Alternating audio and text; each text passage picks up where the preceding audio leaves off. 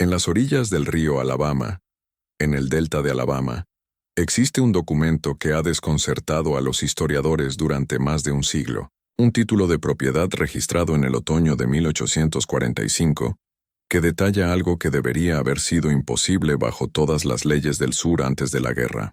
Un hombre llamado Elías, nacido en esclavitud en la plantación Rivermont, se convirtió en el dueño legal de esa misma plantación solo 8 meses después de la muerte de su amo. Pero la historia no termina ahí.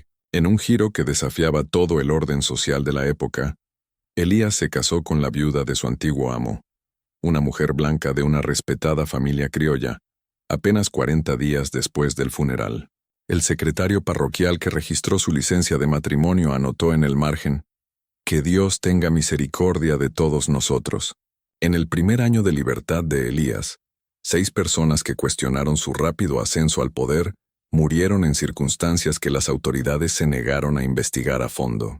Su antiguo amo, Victor Beaumont, fue encontrado muerto con un rifle de caza sobre su regazo. Sin embargo, detalles en el informe sellado del forense contradecían el veredicto oficial de suicidio. Los 2 capataces blancos que desafiaron la autoridad de Elías murieron en cuestión de meses. Un sacerdote que intentó intervenir fue asesinado en lo que los oficiales llamaron un accidente a caballo. Para 1846, Elías Beaumont, el nombre que adoptó después de casarse con la viuda, controlaba una de las fincas más ricas del condado de Montgomery. La pregunta que atormentaba a todos los que conocían la historia era simple pero aterradora: ¿cuántas personas habían muerto para hacer posible esta transformación imposible? Antes de continuar con la historia de Elías y el camino empapado en sangre que lo llevó de las chozas de esclavos al mando de la plantación, profundicemos en los eventos que han sido reconstruidos a partir de registros parroquiales, cartas personales, libros de cuentas y testimonios de una indagatoria cerrada que pocos saben que existió. Lo que ocurrió en Rivermont desafía todo lo que creemos saber sobre el poder, la lealtad y la supervivencia en el viejo sur. La plantación Rivermont se extendía en una curva del río Alabama, en el condado de Montgomery, Alabama, donde el suelo era negro y fértil, perfecto para cultivar algodón que se vendía a precios premium en Mobile. La finca abarcaba casi 900 acres, con límites marcados por antiguos robles cubiertos de musgo español que parecían absorber el pesado aire de Alabama.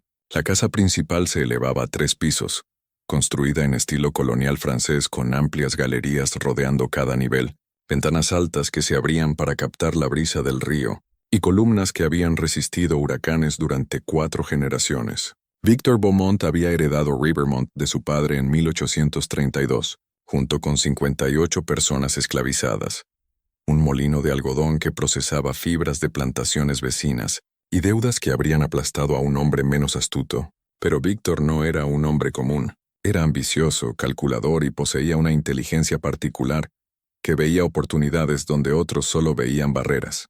Para 1843, había expandido sus posesiones a 87 esclavos, saldado las deudas de su padre y se había establecido entre la élite de los plantadores del condado. Su éxito provenía en parte de innovaciones agrícolas.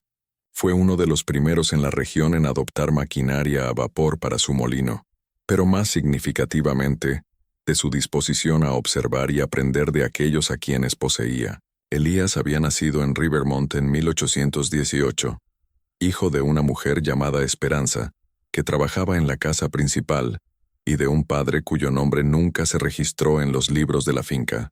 Desde la infancia, Elías mostró cualidades que fascinaban y perturbaban a quienes lo rodeaban. Aprendió a leer observando las lecciones de los hijos de Víctor con su tutor, memorizando a través de la ventana del salón. Se enseñó a sí mismo carpintería observando a los artesanos de la plantación, superando su habilidad antes de cumplir los 16 años. Entendía la rotación de cultivos, los patrones climáticos y la compleja economía de la producción de algodón mejor que muchos capataces. Lo más notable era su capacidad para leer a las personas, para comprender sus miedos, deseos y debilidades con una precisión que parecía casi sobrenatural. Víctor reconoció la inteligencia de Elías temprano y tomó una decisión que la mayoría de los plantadores habrían considerado peligrosa.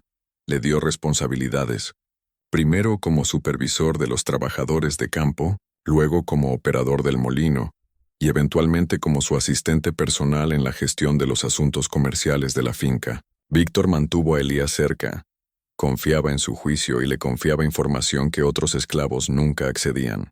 Era un arreglo que beneficiaba a ambos. Las ganancias de Víctor aumentaron significativamente bajo la gestión eficiente de Elías, mientras que Elías ganaba conocimiento e influencia imposibles para alguien en su posición. Pero había una complejidad en su relación que los forasteros no podían percibir por completo. La esposa de Víctor, Isabela, había llegado a Rivermont en 1840, la hija de 18 años de una familia criolla en declive en Mobile. Su padre había acumulado deudas de juego que amenazaban con destruir la reputación familiar, y casarla con el acaudalado Víctor Beaumont, 14 años mayor que ella, había sido una solución estratégica. Isabela traía belleza, refinamiento y conexiones sociales a Rivermont. No traía afecto por su esposo. La estructura social de la plantación en 1845, Alabama, estaba rígidamente definida por la ley y la costumbre. Sin embargo, dentro de esa estructura rígida existían innumerables negociaciones sutiles de poder. Los capataces blancos, hombres como Elias Hawthorne y su hermano Benjamín, oficialmente tenían autoridad sobre todos los trabajadores esclavizados, pero en la práctica Elías ejercía más influencia. Controlaba el acceso a Víctor, gestionaba las asignaciones de trabajo y mantenía los libros de cuentas que rastreaban cada aspecto de las operaciones de la plantación. Los hermanos Hawthorne resentían profundamente este arreglo, pero Víctor descartaba sus quejas con un pragmatismo que los enfurecía. Elías le generaba dinero, y el dinero importaba más que su orgullo herido. El personal doméstico incluía a 14 personas que trabajaban en la casa principal, ocupando un extraño terreno intermedio en la jerarquía de la plantación.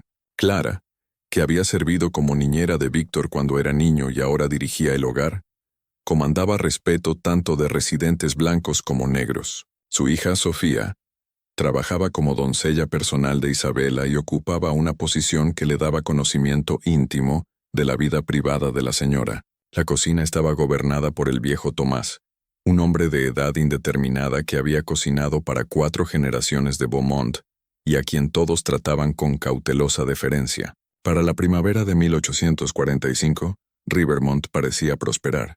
La cosecha anterior había sido excepcional. Víctor había negociado contratos favorables con factores en Mobile, y la reputación de la plantación atraía compradores dispuestos a pagar precios premium. La casa principal albergaba cenas donde la élite del condado se reunía para discutir política, futuros del algodón y las crecientes tensiones entre el norte y el sur. Víctor hablaba apasionadamente sobre los derechos de los estados y el estilo de vida sureño, sin reconocer nunca la ironía de que sus elocuentes defensas de ese estilo de vida a menudo se basaban en observaciones e ideas que Elías le había compartido ese mismo día. Pero debajo de esta superficie próspera, se acumulaban tensiones que pronto destrozarían Rivermont. Elías había pasado 27 años observando, aprendiendo y esperando. Entendía las operaciones de la plantación mejor que el mismo Víctor. Sabía qué plantadores vecinos estaban al borde de la quiebra, qué factores en Mobile podían ser manipulados, qué leyes podían ser explotadas y qué personas podían ser influenciadas. Había estado preparándose para algo, aunque pocos sospechaban qué o cuándo llegaría. Lo que nadie comprendía por completo, lo que quizás ni siquiera Elías entendía hasta que fue demasiado tarde, era cuán completamente colapsaría la cuidadosa jerarquía de la plantación una vez que se eliminara un elemento crucial. Toda la estructura de Rivermont descansaba en la autoridad de Víctor Beaumont, y esa autoridad se basaba en nada más sustancial que la tradición, la ley y el acuerdo colectivo de que así debía ser. Quitar esa base significaba que todo construido sobre ella tendría que ser renegociado. El verano de 1845 revelaría cuán frágil era realmente esa base. La noche del 15 de junio de 1845 comenzó como tantas otras en Rivermont. El calor del día había sido opresivo incluso para los estándares de Alabama, obligando a todos a buscar sombra a media tarde.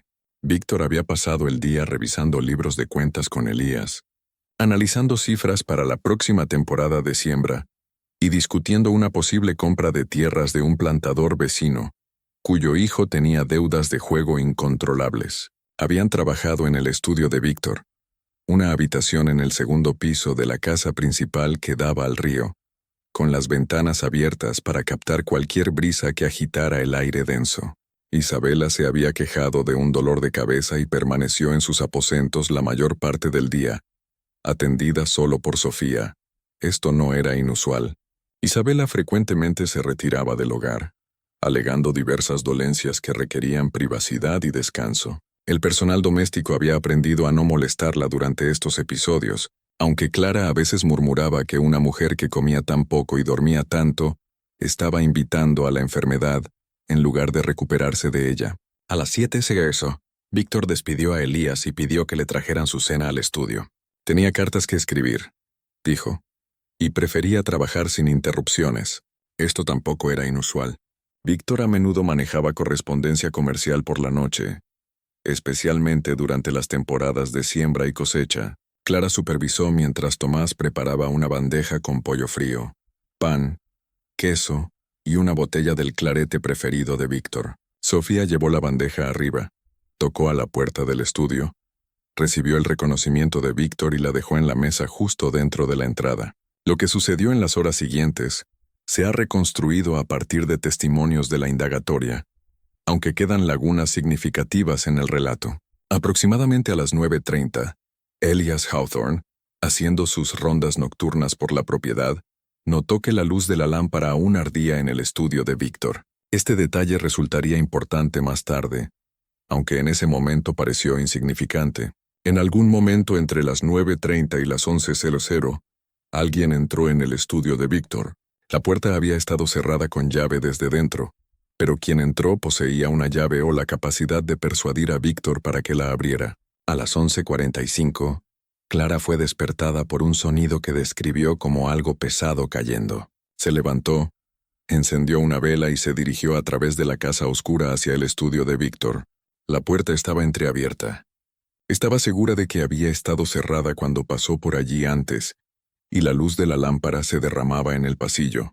Empujó la puerta y vio a Víctor Beaumont desplomado en su silla de escritorio, con la cabeza echada hacia atrás en un ángulo antinatural, su rifle de caza sobre su regazo y una cantidad significativa de sangre en la pared detrás de él. El grito de Clara atrajo a toda la casa. En minutos, Elías, Isabela, Sofía, los hermanos Hawthorne y varios sirvientes domésticos se reunieron en el estudio. La escena parecía clara. Víctor se había disparado con su propio rifle, colocando el cañón debajo de su barbilla. El arma era una que mantenía montada sobre su escritorio, un rifle largo de Kentucky que había pertenecido a su abuelo, marcas de pólvora quemada en su barbilla y garganta, y la bala había salido por la parte superior de su cráneo, incrustándose en la viga del techo. Elias Hawthorne asumió inmediatamente el mando de la situación, como se esperaba dada su posición como capataz senior. Ordenó a todos excepto a Benjamín que salieran de la habitación. Luego envió a un jinete a buscar al doctor Lucas Hargrove desde su casa a 6 millas de distancia. Preguntó a Clara sobre quién había estado en la casa esa noche y quién podría haber oído algo inusual. Examinó el estudio en busca de signos de disturbio y no encontró ninguno. No había muebles volcados, no había indicios de lucha, no había entrada forzada. El doctor Hargrove llegó poco después de la 1:00 de la mañana, examinó el cuerpo brevemente, confirmó la causa obvia de muerte, y estimó que Víctor había estado muerto aproximadamente 2 a 3 horas. Notó las quemaduras de pólvora, la trayectoria de la bala y la posición del cuerpo. Su conclusión inicial, registrada en sus notas, fue suicidio. Sin embargo, también observó varios detalles que lo inquietaron lo suficiente como para incluirlos en un informe separado y más detallado que enviaría al forense parroquial. Primero, las manos de Víctor no mostraban residuos de pólvora más allá de lo esperado por haber manipulado recientemente el rifle. Segundo, el rifle se encontró sobre el regazo de Víctor en una posición que parecía incómoda para alguien que acababa de usarlo para dispararse. Tercero, una botella de clarete en el escritorio estaba casi vacía, pero Víctor era conocido como un bebedor moderado que rara vez consumía más de 2 copas con la cena. Cuarto, y lo más perturbador, el rostro de Víctor mostraba una expresión que el doctor Hargrove luchó por caracterizar, no el vacío inexpresivo de una muerte súbita, sino algo que se asemejaba a una sorpresa profunda, mezclada con lo que el doctor solo pudo describir como reconocimiento, como si Víctor hubiera entendido algo importante en su último momento. El hogar pasó el resto de esa noche en un estado de caos controlado. Isabela, después de ver el cuerpo de su esposo, se volvió histérica, gritando, tirándose del cabello y requiriendo ser retenida por Clara y Sofía antes de que el doctor Hargrove pudiera administrarle láudano. Los hermanos Hawthorne se apostaron en el estudio como guardias, aunque no estaba claro contra qué estaban protegiendo. Elías tomó cargo de los arreglos prácticos, enviando jinetes para notificar al hermano de Víctor en Birmingham y al sacerdote parroquial, organizando al personal doméstico para comenzar los preparativos del funeral y asegurándose de que nada en el estudio fuera alterado hasta que las autoridades apropiadas pudieran investigar. Fue la calma eficiente de Elías durante esta crisis lo que primero levantó sospechas en la mente de Elias Hawthorne. El amo de un hombre acababa de morir violentamente, y sin embargo Elías no mostró distrés visible, ni disrupción en su competencia metódica habitual. Dio órdenes como si hubiera anticipado este momento, como si ya hubiera pensado cada paso necesario. Cuando Hawthorne mencionó esta observación a su hermano más tarde esa mañana, Benjamín respondió con una pregunta que resonaría en eventos subsiguientes. ¿Cuánto tiempo crees que Elías ha estado esperando esto?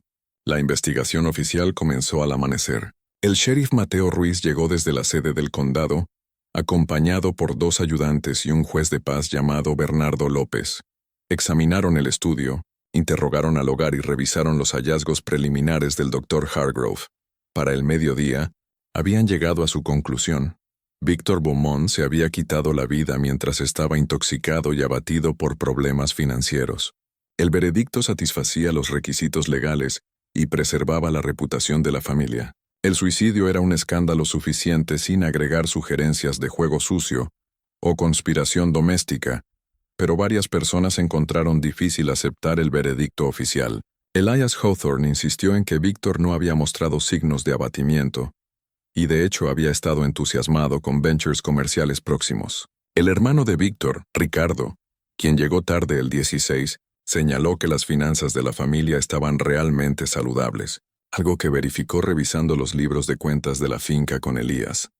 El Dr. Hargrove mantuvo en privado sus reservas sobre cierta evidencia física, y Clara, quien había servido a la familia Beaumont durante 48 años, le dijo a cualquiera que escuchara que Víctor no era el tipo de hombre que abandonaría sus responsabilidades mediante el suicidio, no importa qué problemas enfrentara. Sin embargo, la indagatoria se cerró, se firmó el certificado de defunción, y los preparativos para el entierro de Víctor procedieron. Según la ley de Alabama y la costumbre católica, debería haber sido enterrado rápidamente, pero el calor era intenso, y Ricardo insistió en retrasar el funeral hasta que más miembros de la familia pudieran viajar desde Mobile. El cuerpo de Víctor fue colocado en un ataúd sellado en la casa de hielo de la plantación, y el funeral se programó para el 20 de junio. Durante esos 5 días entre la muerte y el entierro, Rivermont existió en un extraño estado de suspensión. Todo el trabajo normal continuó. Los campos aún requerían atención, el molino aún operaba, el hogar aún funcionaba, pero todos entendían que venía un cambio fundamental. La pregunta era qué forma tomaría ese cambio. Ricardo tenía autoridad legal como el pariente masculino más cercano de Víctor, pero vivía en Birmingham y tenía sus propios asuntos que manejar. Isabela era la viuda de Víctor y heredaría activos significativos, pero la ley de Alabama restringía el control de las mujeres sobre la propiedad, y ella no mostraba capacidad ni deseo de manejar una plantación. Los hermanos Hawthorne asumieron que asumirían posiciones de mayor autoridad, pero necesitaban a alguien que firmara sus órdenes, alguien con estatus legal. Elías continuó gestionando las operaciones diarias como lo había hecho bajo Víctor, y todos aceptaron este arreglo porque la alternativa era el caos. Se reunió con Ricardo para revisar cuentas, correspondió con el factor de Víctor en Mobile sobre contratos existentes y tomó decisiones sobre horarios de siembra que no podían esperar la resolución de la finca. Hizo todo esto con la misma calma competente que siempre había mostrado, y la gente comenzó a olvidar, o quizás nunca creyeron realmente, que su estatus legal no había cambiado. Aún era esclavo. Cada decisión que tomaba, cada orden que daba, cada firma que ponía en documentos no tenía autoridad legal alguna. El 19 de junio, la víspera del funeral de Víctor, Elías solicitó una reunión privada con Isabela. Se reunieron en el pequeño salón junto al pasillo principal, la misma habitación donde Víctor había conducido negocios con plantadores visitantes. Sofía se paró fuera de la puerta cerrada. La decencia requería un testigo para cualquier reunión entre una mujer blanca y un hombre esclavizado, pero más tarde testificó que no pudo oír lo que se discutió. La reunión duró aproximadamente 50 minutos. Cuando Elías salió, su expresión no revelaba nada. Cuando Isabela salió 10 minutos después, parecía haber tomado una decisión que la aterrorizaba y aliviaba al mismo tiempo. El funeral tuvo lugar en una tarde de miércoles con un calor tan opresivo que varios asistentes se desmayaron durante el servicio junto a la tumba. El padre Esteban Morales condujo la ceremonia, hablando de las contribuciones de Víctor al condado, su astucia comercial y su devoción a la causa sureña. No mencionó el suicidio. Tales cosas no se discutían abiertamente, pero todos los presentes entendían las implicaciones de las palabras cuidadosamente elegidas sobre la misericordia de Dios y las misteriosas pruebas que ponen a prueba incluso a las almas más fuertes. Ricardo Beaumont partió inmediatamente después del funeral, explicando que negocios urgentes requerían su regreso a Birmingham. Antes de irse, tuvo una breve conversación con Elias Hawthorne en la que declaró que la gestión de la plantación permanecería bajo los arreglos actuales hasta que la finca se resolviera adecuadamente. ¿Qué eran exactamente esos arreglos actuales? No lo especificó. Hawthorne entendió que se le decía que aceptara la autoridad continuada de Elías, al menos temporalmente, y este entendimiento no hizo nada para disminuir su creciente resentimiento. Esa noche, mientras el hogar se asentaba después del día agotador, Clara estaba limpiando el estudio de Víctor, una tarea que había pospuesto lo más posible, cuando notó algo que la dejó helada. El rifle de caza que había matado a Víctor estaba de vuelta en su lugar habitual sobre el escritorio. Estaba segura de que había sido tomado como evidencia por el sheriff Ruiz.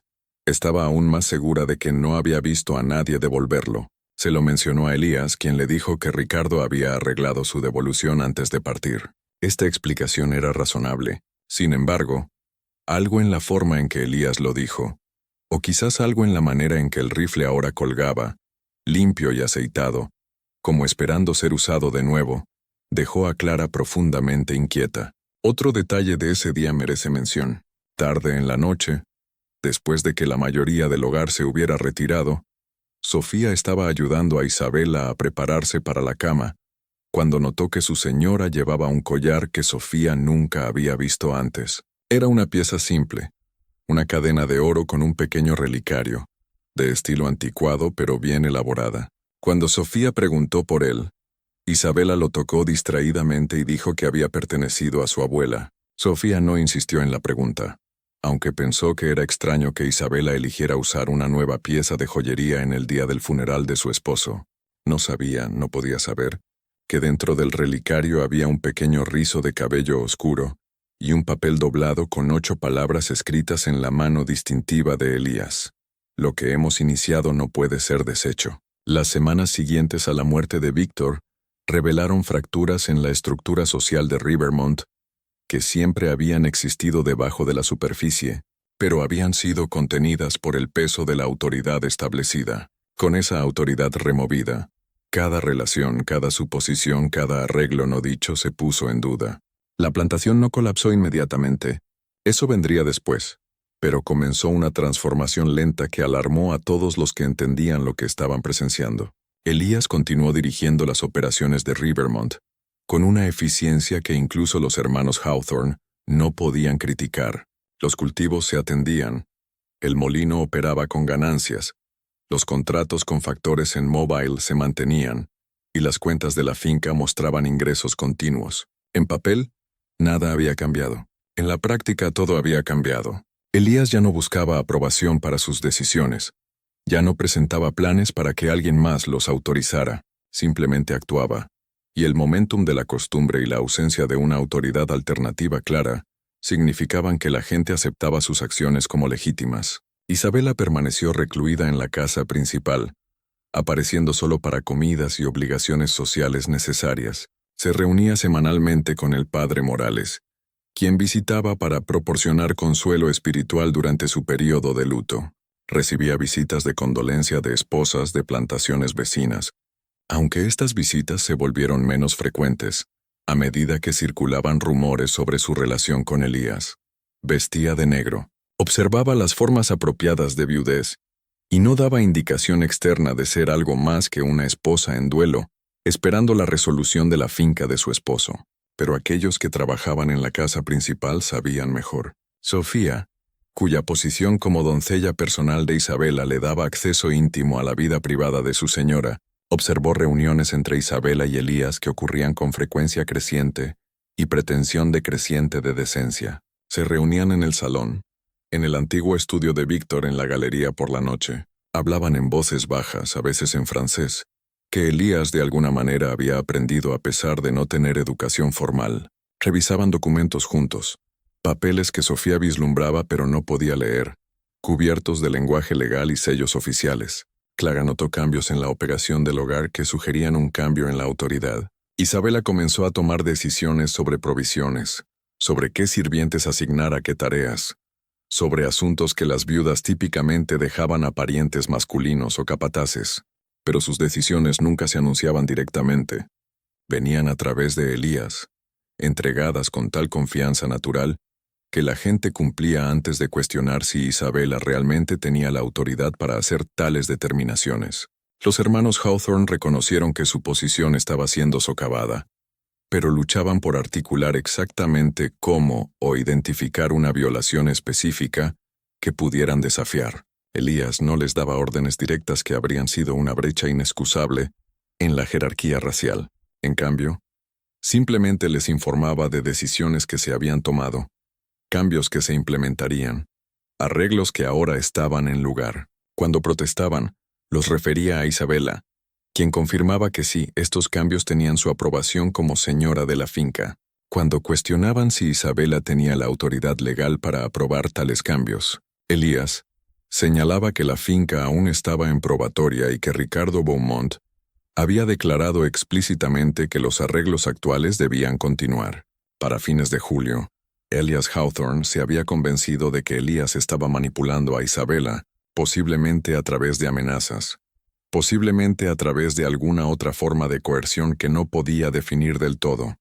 Compartió estas sospechas con su hermano, con varios capataces vecinos y eventualmente con el sheriff Ruiz durante un encuentro casual en la sede del condado. El sheriff escuchó cortésmente, pero señaló que la sospecha no era evidencia, y a menos que Hawthorne pudiera demostrar un delito real, no había nada que la ley pudiera hacer. El sheriff también le recordó con énfasis cuidadoso que hacer acusaciones infundadas sobre el honor de una mujer blanca podría tener severas consecuencias legales para el acusador.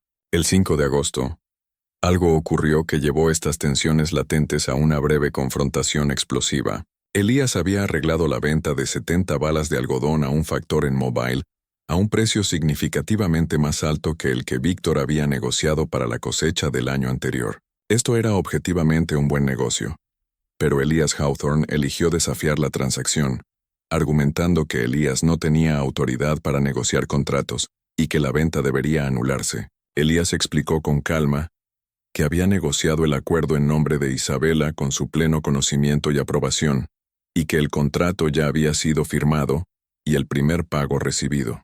Hawthorne, su frustración finalmente hirviendo, cometió el error de declarar explícitamente lo que muchos habían estado pensando. Olvidas tu lugar, Elías. Olvidas lo que eres. La confrontación tuvo lugar en la oficina del molino, con media docena de testigos presentes. La respuesta de Elías fue tranquila, medida y absolutamente devastadora en su precisión. Mi lugar es donde quiera que la señora Beaumont determine que sea. Si cuestionas mi autoridad, cuestionas la de ella. Si cuestionas la de ella, cuestionas los arreglos hechos por el señor Ricardo antes de su partida. Si deseas desafiar esos arreglos, te sugiero que viajes a Birmingham y lo discutas directamente con él. Hasta entonces, continuaré desempeñando las duties asignadas por la señora de esta finca. Fue una maniobra verbal magistral, invocando simultáneamente múltiples fuentes de autoridad, mientras no ofrecía desafío directo a la jerarquía racial que todos entendían gobernaba su mundo. Hawthorne estaba atrapado. No podía desafiar a Elías sin parecer desafiar a Isabela. No podía desafiar a Isabela sin parecer exceder su propia autoridad. No podía apelar a Ricardo sin admitir que había perdido el control de la plantación que se suponía supervisaba. Esa misma noche, Elias Hawthorne comenzó a redactar una carta a Ricardo Beaumont, detallando sus preocupaciones sobre la influencia creciente de Elías y solicitando aclaración sobre la estructura de gestión de la finca. Aún estaba trabajando en esta carta cuando, 2 días después, cayó enfermo con síntomas que el Dr. Hargrove diagnosticó inicialmente como cólera, distrés intestinal severo acompañado de vómitos, fiebre y delirio. La enfermedad vino de repente, progresó rápidamente y resultó fatal en 48 horas. Elias Hawthorne murió el 9 de agosto de 1845, 3 días después de su confrontación con Elías. El cólera no era infrecuente en Alabama durante los meses de verano, particularmente cerca del río. La misma semana que Hawthorne murió, 2 esclavos de una plantación vecina y un comerciante en la sede del condado también sucumbieron a síntomas similares. El Dr. Hargrove no vio razón para sospechar juego sucio, aunque notó en sus registros que la velocidad y severidad del declive de Hawthorne era inusual, incluso para el cólera. El cuerpo fue enterrado rápidamente. El calor y la naturaleza de la enfermedad lo hicieron necesario, y Benjamin Hawthorne se encontró de repente elevado a la posición de capataz único. Benjamin carecía de la personalidad forceful de su hermano y de su certeza sobre cómo debían ser las cosas. Había dependido de Elías para tomar decisiones difíciles, para confrontar problemas directamente, para mantener la mano firme que todos acordaban era necesaria en la gestión de una gran plantación. Sin su hermano, Benjamin se sentía a la deriva. Cuando Elías se acercó a él 3 días después del funeral, con una propuesta para reestructurar las responsabilidades del capataz, ostensiblemente para reducir la carga de trabajo de Benjamín durante este periodo difícil, Benjamín estuvo de acuerdo sin considerar plenamente las implicaciones. El nuevo arreglo le daba a Benjamín autoridad sobre las operaciones de campo, mientras Elías retenía el control de los asuntos comerciales, contratos y gestión financiera. Era, explicó Elías, simplemente un reconocimiento formal de cómo habían estado operando las cosas de todos modos. Lo que Benjamín no se dio cuenta hasta que fue demasiado tarde era que acababa de aceptar una posición subordinada. La persona que controla el dinero y los contratos controla todo lo demás. Elías ahora tenía autoridad oficial, o al menos oficialmente reconocida, sobre las operaciones más importantes de la plantación, mientras que Benjamín quedaba relegado a supervisar el trabajo manual. Era una inversión completa de la jerarquía normal, lograda tan suavemente que Benjamín solo entendió lo que había sucedido después de que el arreglo ya estuviera en lugar y funcionando.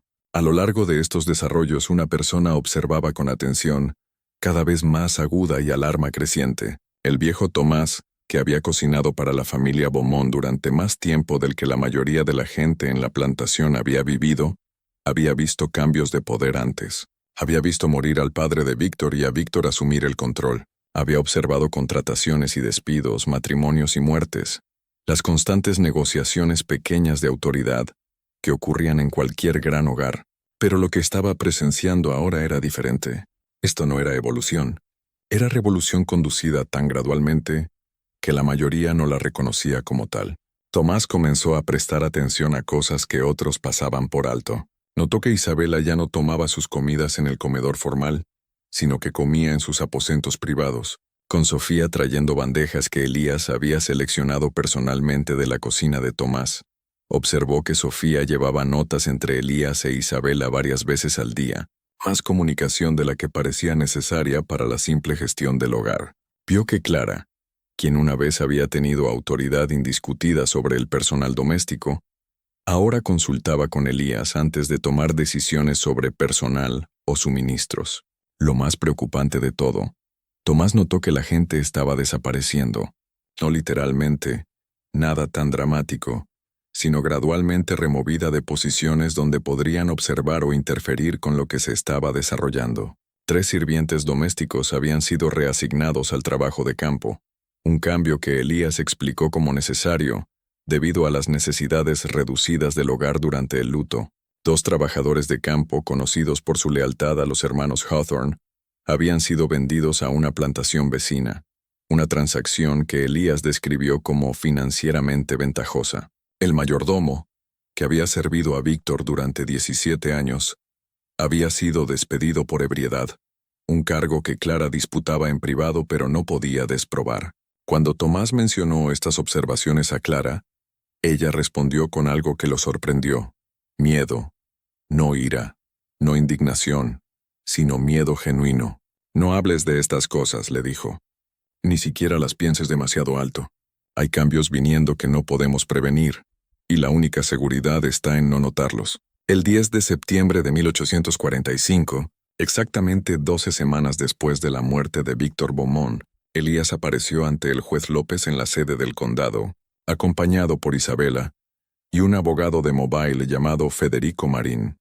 El propósito de su visita era presentar documentos relacionados con la finca de Víctor y solicitar la aprobación de la corte para ciertos arreglos. Los documentos incluían el testamento de Víctor, que aparentemente había sido revisado solo 2 meses antes de su muerte, un poder notarial otorgando a Isabela autoridad para manejar la finca durante la probatoria, y un papel de manumisión para Elías firmado por Víctor y fechado el 12 de abril de 1845. El testamento era lo suficientemente directo. Dejaba la mayor parte de la finca de Víctor a Isabela, con provisiones para su hermano, Ricardo, y pequeños legados a varios amigos y parientes distantes. Nada en el testamento era inusual para un hombre sin hijos. El poder notarial también era poco notable, dando a Isabela amplia autoridad para conducir negocios en nombre de la finca durante el periodo de probatoria. El papel de manumisión era más problemático. Declaraba que Víctor Beaumont, en 1900, reconocimiento al servicio fiel de Elías, su inteligencia excepcional y contribuciones invaluables a la prosperidad de Rivermont, le otorgaba la libertad con efecto inmediato. Estaba correctamente ejecutado con la firma de Víctor y las firmas requeridas de testigos, pero nunca había sido registrado con el secretario parroquial, como requería la ley de Alabama, para que las manumisiones fueran legalmente válidas. El abogado de Elías argumentó que esto era un mero tecnicismo, que Víctor claramente había pretendido otorgar la libertad y había ejecutado el documento apropiado, y que la falla en registrarlo era un descuido administrativo, que no debería invalidar los deseos explícitos de Víctor. El juez López no era un hombre ingenuo. Entendía que estaba mirando una situación que violaba todas las normas de la sociedad de Alabama, que desafiaba suposiciones sobre raza y poder que formaban la base de todo el sistema.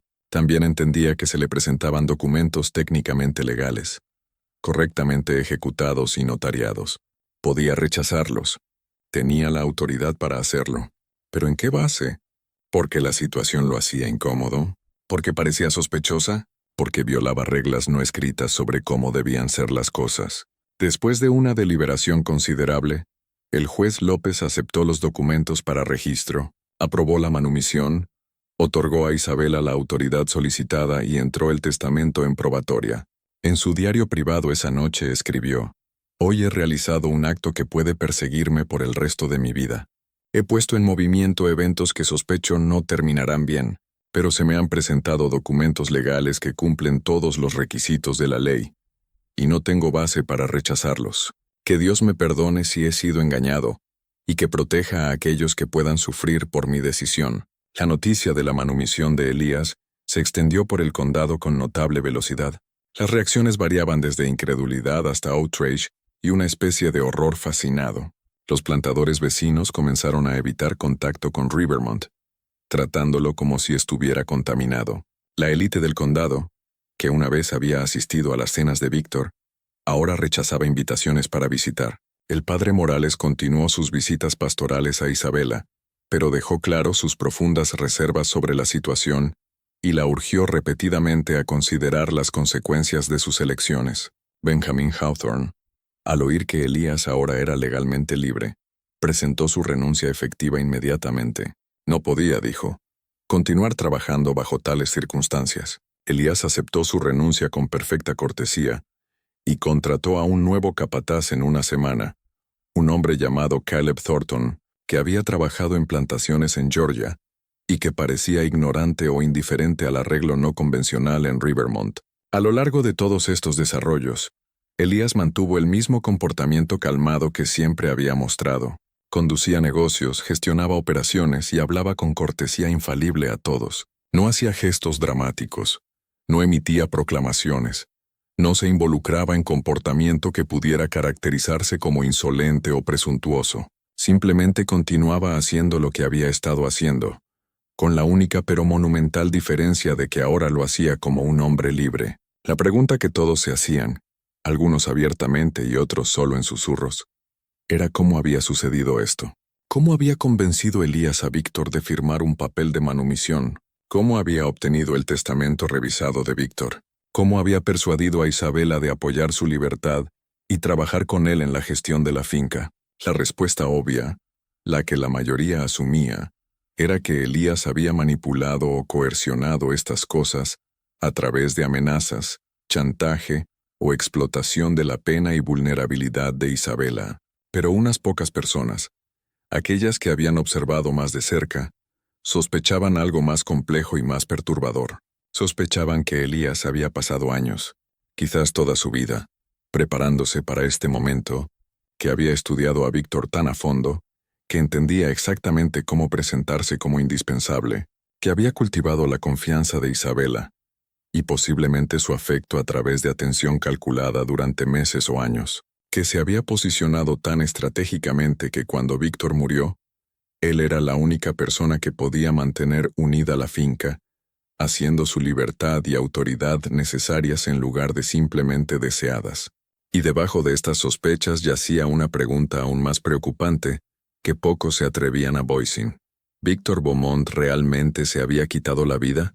¿O Elías había diseñado su muerte tan hábilmente que parecía suicidio? La investigación oficial había sido superficial, la evidencia circunstancial, la conclusión conveniente. Las reservas del Dr. Hargrove habían sido notadas pero nunca perseguidas seriamente. El rifle de caza había sido devuelto a su lugar sobre el escritorio con sospechosa rapidez.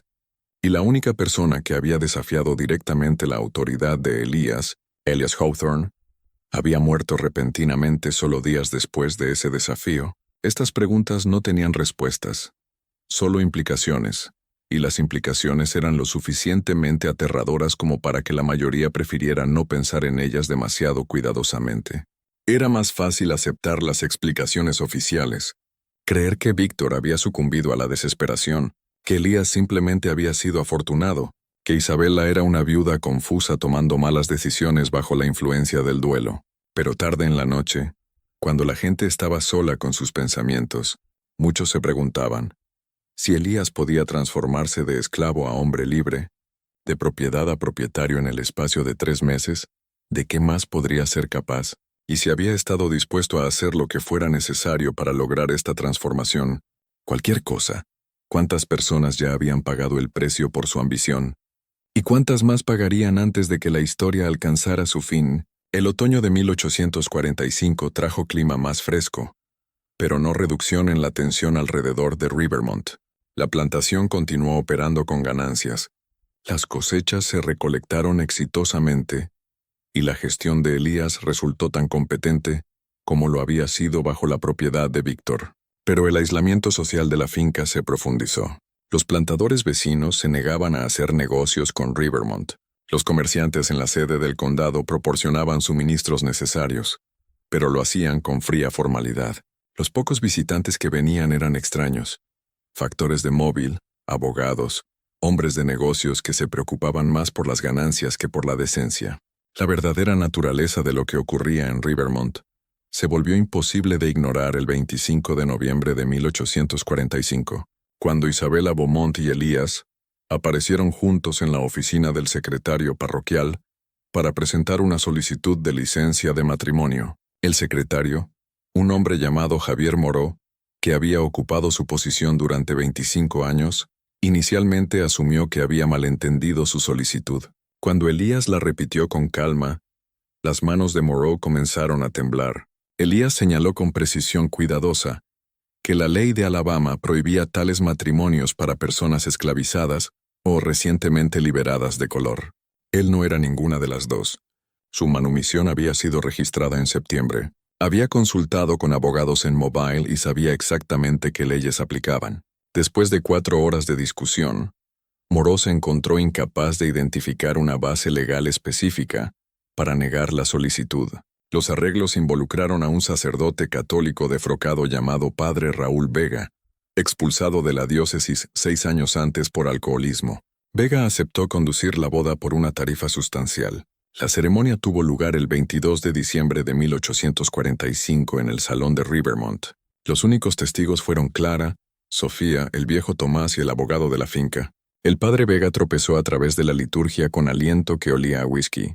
Cuando los pronunció marido y mujer, la mano de Isabela tembló mientras Elías colocaba un anillo de oro en su dedo. Al casarse con Isabela, Elías ganó control legal sobre su herencia de Víctor, lo que significaba que ahora poseía efectivamente Rivermont.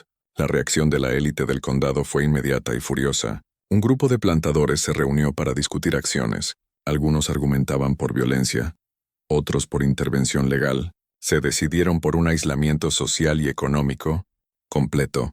Nadie haría negocios con Rivermont, pero Elías había anticipado esta respuesta. Su factor en Mobile era Leandro Voss, un comerciante ambicioso que se preocupaba más por las ganancias que por la decencia.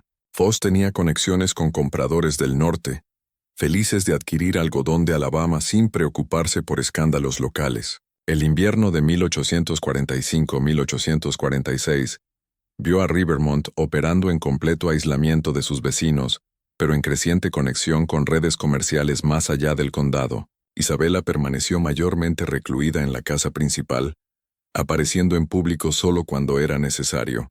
Aquellos que la veían la describían como pálida, delgada y emocionalmente retraída. Hablaba raramente, y cuando lo hacía su voz era plana y sin efecto.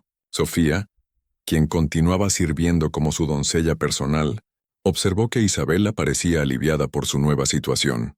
Elías tomaba todas las decisiones, cargaba con toda la responsabilidad, enfrentaba todo conflicto. Isabela simplemente existía en un estado de aceptación pasiva. Durante los primeros meses de 1846, varios incidentes sugirieron que Elías estaba consolidando el control, eliminando amenazas potenciales. En febrero, un trabajador de campo llamado Mateo afirmó tener información sobre lo que realmente le pasó al amo Víctor. Antes de que pudiera compartirla, desapareció. Elías lo reportó como fugitivo. En marzo, el viejo Tomás se enfermó con síntomas similares a los que habían matado a Elías Hawthorne. Distrés intestinal severo, declive rápido, muerte en días. Benjamin Hawthorne, ahora trabajando en la sede del condado, comenzó a recolectar testimonios de personas que habían vivido en Rivermont. Estaba convencido de que Elías había asesinado a Víctor y posiblemente a otros. Entrevistó a antiguos sirvientes y examinó registros parroquiales. El 15 de abril de 1846, Benjamín fue encontrado muerto en su habitación alquilada. La causa oficial fue apoplejía, fallo cardíaco súbito. Tenía 36 años sin historia de problemas de salud. Todas sus notas y documentos relacionados con Rivermont habían desaparecido. El Dr. Hargrove notó en sus registros privados que esta era la 5ª muerte repentina conectada a Rivermont en menos de un año. El patrón lo preocupaba profundamente, pero no tenía evidencia médica de juego sucio. De todos modos, programó una reunión con el sheriff Ruiz para discutir sus preocupaciones. Antes de que esa reunión pudiera ocurrir, Elías lo visitó. Hablaron durante aproximadamente 2 horas y media sobre asuntos médicos. Luego Elías hizo una declaración que el doctor nunca olvidaría. Usted entiende que el mundo opera según leyes naturales. A veces la gente muere por razones perfectamente naturales, pero que parecen sospechosas a aquellos que no entienden la complejidad de la mortalidad humana. Sería desafortunado si tales malentendidos llevaran a un médico respetado a hacer acusaciones que no pudiera sustentar. No era explícitamente una amenaza, pero la implicación era clara. El Dr. Hargrove canceló su reunión con el sheriff. Nunca habló públicamente de sus sospechas. En su diario privado escribió: «Hoy he elegido la cobardía sobre el coraje. Sospecho que he permitido que el mal continúe sin control, porque carezco de la fuerza para confrontarlo. Para el verano de 1846, Elías había logrado algo imposible. Había pasado de propiedad esclavizada a hombre libre a dueño legal de una de las plantaciones más valiosas del condado. Todo en 14 meses. El costo, medido en vidas humanas, permanecía desconocido, pero se sospechaba sustancial. El invierno de 1846-1847 trajo presión creciente de múltiples direcciones. En enero, plantadores enviaron una petición a la legislatura estatal solicitando restricciones más estrictas en las manumisiones. La petición no mencionaba a Elías por nombre, pero todos entendían su objetivo. La legislatura debatió, pero finalmente no tomó acción. La primera amenaza seria vino en marzo de 1847, cuando un abogado de Mobile nombrado Esteban Duval apareció afirmando representar a parientes distantes de Víctor en Francia. Estaban desafiando la validez del testamento de Víctor, argumentando que había estado mentalmente incompetente o bajo duress cuando lo revisó. La demanda buscaba anular el control de Elías atacando la herencia de Isabela. Elías contrató a un prominente abogado de Mobile llamado Mateo Calderón. La batalla legal procedió a través de la primavera de 1847. En abril, un granero en Rivermont se incendió en medio de la noche, destruyendo equipo y casi extendiéndose al molino de algodón. El fuego comenzó en 4 lugares separados simultáneamente, sugiriendo arson. En mayo, alguien disparó a Elías mientras cabalgaba por el camino de la plantación. El disparo falló y el tirador escapó. El desarrollo más significativo involucró a Sofía. Su posición le daba conocimiento íntimo de todo lo que ocurría en la casa principal. En junio de 1847, se acercó al padre Morales durante una visita pastoral. Le dijo que creía que Elías había asesinado a Víctor y que tenía evidencia. Cartas entre Isabela y Elías, que predataban la muerte de Víctor por varios meses.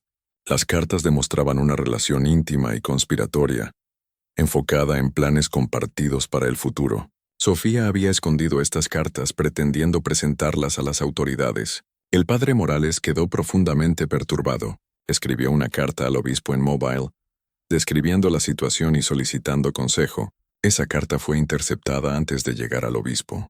En la noche del 26 de junio, el padre Morales fue encontrado inconsciente en el camino entre Rivermont y su iglesia. Su caballo estaba cerca, aparentemente habiendo arrojado a su jinete. El sacerdote murió 4 días después sin recuperar la conciencia. La explicación oficial fue un trágico accidente. Sofía entendió inmediatamente lo que había sucedido.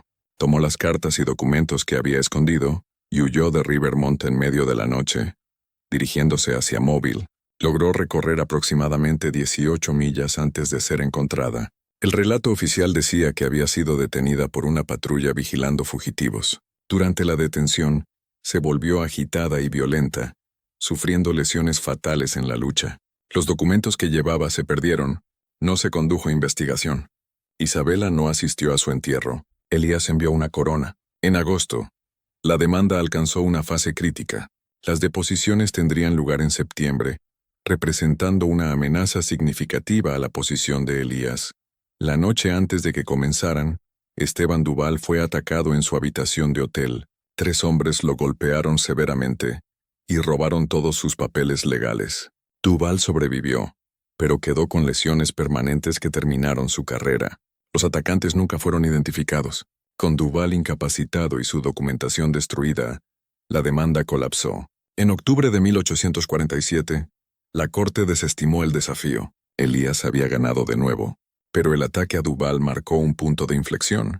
Todos ahora entendían que Elías no era simplemente afortunado. Estaba dispuesto a eliminar a cualquiera que amenazara su posición. En noviembre, el coronel Lorenzo Valverde organizó una reunión de plantadores para discutir la situación de Rivermont. 25 hombres asistieron. Discutieron opciones desde desafíos legales hasta violencia extralegal. Se formó un comité, 4 hombres que planearían eliminar a Elías de manera que pudiera atribuirse a un accidente. Elías se enteró de la reunión en 72 horas. Contrató guardias de Mobile y transformó Rivermont en una fortaleza. Varió sus rutinas. Nunca viajaba solo, nunca seguía patrones predecibles. En diciembre de 1847, Pablo Rivera, uno de los 4 hombres en el comité de asesinato, fue encontrado muerto en su casa, asesinado por un disparo de escopeta a través de una ventana. La investigación concluyó que fue un accidente de caza, pero el mensaje era claro. Elías sabía quién planeaba matarlo. En Nochebuena, alguien disparó 7 tiros a Elías mientras regresaba a Rivermont. Sus guardias respondieron el fuego. 3 personas murieron. 2 de los guardias de Elías y un atacante identificado como un hombre empleado por Felipe Navarro. Navarro huyó del condado esa noche y nunca fue visto en Alabama de nuevo. El coronel Valverde sobrevivió 4 semanas más antes de morir en enero de 1848, oficialmente de neumonía, aunque sus síntomas se asemejaban a la enfermedad intestinal que había matado a otros que se opusieron a Elías. Para principios de 1848, Elías había eliminado o expulsado a todos los que lo habían amenazado. Activamente, había probado que no podía ser desalojado, no podía ser asesinado, no podía ser derrotado. Pero esta victoria vino con un costo. Rivermont existía en aislamiento social completo. Elías tenía lo que quería: libertad, propiedad, poder, pero lo tenía en una prisión de su propia creación, rodeado de guardias, viviendo con una esposa que apenas hablaba. Para la primavera de 1853, Elías había sido el amo efectivo de Rivermont durante casi 8 años. La finca continuaba generando ganancias, aunque el aislamiento había cobrado su peaje. El estado mental de Isabela se había deteriorado dramáticamente. Rara vez salía de sus aposentos, hablaba con personas que no estaban presentes, se movía por la casa como un fantasma. El doctor Hargrove no podía ofrecer un diagnóstico más allá de melancolía. En mayo de 1853, Clara murió pacíficamente a los 75 años. Dejó atrás una carta sellada dirigida al doctor Hargrove. Contenía su relato de todo lo que había presenciado: las reuniones misteriosas, las muertes sospechosas, la eliminación sistemática de cualquiera que pudiera desafiar a Elías. No era evidencia legal, pero proporcionaba una narrativa comprensiva de la transformación de Elías a través de asesinatos calculados. El doctor Hargrove leyó la carta y enfrentó la decisión que lo había perseguido durante años. Eligió hacer una copia, sellar el original con instrucciones de abrirlo después de su muerte y depositarlo con su abogado en Mobile. Si Elías lo mataba, al menos la verdad eventualmente emergiría. Pero Elías no lo mató. Para el verano de 1853, Elías parecía haber perdido interés en eliminar amenazas. En agosto de 1853, Elías anunció que liberaría a todas las personas esclavizadas restantes en la plantación. Libertad inmediata y completa para 82 personas. Las implicaciones económicas eran staggering. Toda la fuerza laboral de Rivermont desaparecería, haciendo imposible la operación continuada. Pero Elías procedió de todos modos, registrando papeles de manumisión y haciendo arreglos para aquellos que querían irse. La decisión desconcertó a los observadores.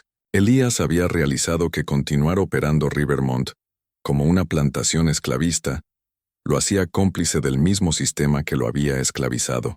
Liberar a las personas que poseía era un intento de romper ese ciclo, de probar que su transformación significaba algo más allá de una mera inversión de roles. Sin trabajo esclavizado, los campos no podían cultivarse, el molino no podía operarse. Para octubre de 1853, Elías había desmantelado esencialmente el motor económico que había hecho valiosa a Rivermont. La condición de Isabela alcanzó crisis. En septiembre, dejó de comer por completo. El doctor Hargrove la encontró en un colapso físico y mental profundo, consciente pero no responsiva, existiendo en un estado entre la vida y la muerte. Isabela murió el 20 de octubre de 1853, 8 años y 4 meses después de la muerte de Víctor. La causa oficial fue enfermedad de desgaste y melancolía. Elías no asistió al funeral, enviando solo una corona y una nota: que encuentre la paz que le eludió en vida. Después de la muerte de Isabela, Elías era el único dueño de Rivermont. Finalmente había logrado control absoluto y descubrió que no significaba nada para él. En noviembre comenzó a vender partes de Rivermont: el molino, secciones de tierra, equipo, ganado, muebles. Para diciembre, solo la casa principal y unos pocos acres circundantes permanecían. El 30 de diciembre de 1853, Elías convocó al doctor Hargrove. El doctor lo encontró en el estudio de Víctor, rodeado de documentos, luciendo físicamente saludable pero emocionalmente exhausto. Elías sirvió brandy y comenzó a hablar. Lo que dijo, El doctor Hargrove lo registraría más tarde en su diario. Elías no confesó asesinato, pero habló sobre la naturaleza del poder, sobre lo que costaba obtenerlo y mantenerlo. Habló sobre la esclavitud y la libertad, sobre cómo ambas involucraban formas de control. Habló sobre Isabela, sobre cómo su relación había comenzado años antes de la muerte de Víctor, sobre cómo habían planeado juntos crear circunstancias que les permitieran a ambos escapar. No dijo explícitamente que habían matado a Víctor, pero la implicación era clara. No detalló las otras muertes, pero reconoció que muchos obstáculos fueron removidos y acciones necesarias fueron tomadas. Lo más perturbador, habló sobre el arrepentimiento, no arrepentimiento moral por las personas muertas, sino arrepentimiento práctico de que sus métodos lo habían aislado tan completamente que la victoria se volvió indistinguible de la derrota. Había logrado una transformación imposible, pero creó una vida que lo satisfacía menos que la que había escapado. Al final, Elías preguntó, si pudieras saber con absoluta certeza que una terrible injusticia sería corregida a través de métodos terribles, ¿aceptarías ese trato? ¿Sacrificarías a otros, a muchos otros, para lograr algo que nunca debería haberte sido negado? El doctor Hargrove respondió que no lo sabía. Elías sonrió. Esa es la respuesta correcta. Cualquiera que responda con confianza no entiende la pregunta. Esa fue la última vez que el doctor Hargrove vio a Elías Beaumont. El 15 de enero de 1854, Elías desapareció de Rivermont. Se llevó consigo cualquier riqueza que había acumulado de vender activos. No dejó indicación de a dónde iba. La casa permaneció vacía durante semanas, antes de que los vecinos notaran que había sido abandonada. La propiedad restante eventualmente revirtió al Estado. Nadie vio nunca más a Elías Beaumont. Hubo rumores, avistamientos en Mobile, reportes de un hombre de color acaudalado en Cuba, pero nada confirmado. Desapareció tan completamente como si nunca hubiera existido. La historia de Elías Beaumont se convirtió en una leyenda oscura en el condado de Montgomery. La gente contaba versiones diferentes, enfatizando elementos distintos. Algunos lo retrataban como un táctico brillante que venció a un sistema opresivo. Otros lo describían como un monstruo que asesinó su camino al poder. La verdad, preservada en documentos descubiertos décadas después, era más perturbadora que cualquier leyenda. El diario del Dr. Hargrove, encontrado después de su muerte en 1874, proporcionaba un relato comprensivo basado en observaciones directas. La carta sellada de Clara ofrecía detalles corroborantes. Juntos sugerían que Elías había sido responsable de numerosas muertes y que Isabela lo había ayudado. Pero estos documentos también revelaban algo más complejo. Mostraban que Elías había sido moldeado por un sistema que trataba a los seres humanos como propiedad, que negaba agencia a las personas basado solo en la raza, que creaba condiciones donde el único camino a la libertad era a través de la violencia. El sistema había creado a Elías Beaumont al negarle cada avenida legítima a la vida que quería. Las preguntas legales alrededor de Rivermont nunca se resolvieron por completo. Las muertes entre 1845 y 1853 permanecieron oficialmente sin resolver. Nadie enfrentó consecuencias legales excepto Esteban Duval, quien sobrevivió a su ataque pero nunca practicó la ley de nuevo. En 1870, un periodista del norte llamado Samuel Harlan investigó la historia de Rivermont, pero encontró que la mayoría de la gente se negaba a discutirlo. Descubrió un detalle intrigante. En 1869, un hombre que coincidía con la descripción de Elías había sido visto en La Habana, Cuba, operando un negocio mercantil exitoso. El hombre se llamaba Emilio Bautista y era aceptado como blanco. Harlan viajó a La Habana, pero no encontró rastro de él. La pieza final emergió en 1905 cuando cartas fueron donadas a la Sociedad Histórica de Alabama. Entre los papeles del abogado Marín estaba correspondencia con un cliente que firmaba solo como E.B. Las cartas databan entre 1854 y 1899 y discutían asuntos financieros y legales. En una carta de 1891, E.B. escribió: «He vivido durante muchos años ahora bajo un nombre diferente, libre del peso de quien fui y lo que hice. He sido exitoso, respetado y no he dañado a nadie desde que dejé Alabama. Sin embargo, permanezco perseguido por si mi transformación valió el precio que otros pagaron. Cambié sus vidas por mi libertad. y no puedo determinar si esto fue justicia o crimen, revolución o asesinato. La carta continuaba. Sé que la historia me juzgará duramente si mi relato se cuenta por completo.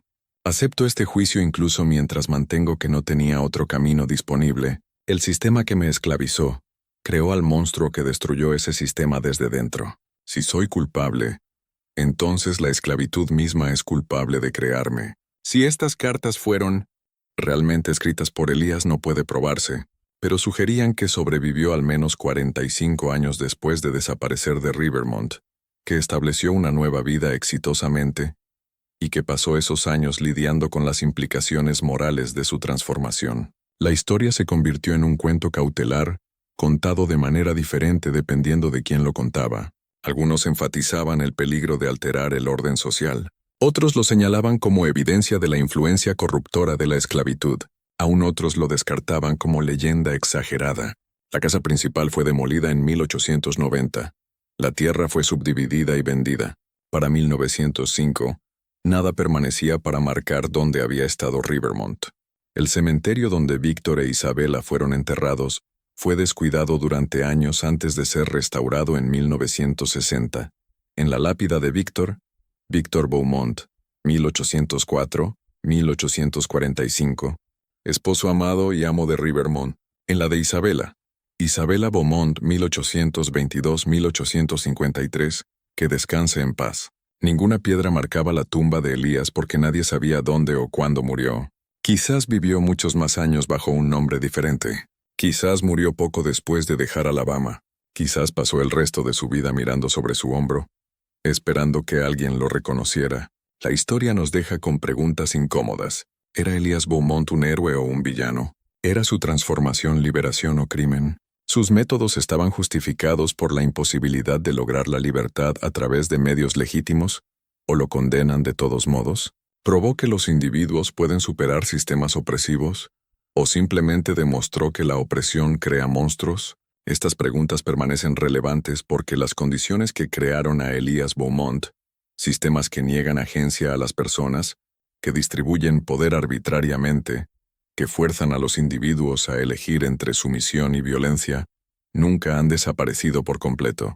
Y dondequiera que existan esas dinámicas, habrá individuos como Elías, brillantes y despiadados, que se niegan a aceptar su posición asignada y que están dispuestos a pagar cualquier precio, el precio de cualquiera, para transformarse a sí mismos.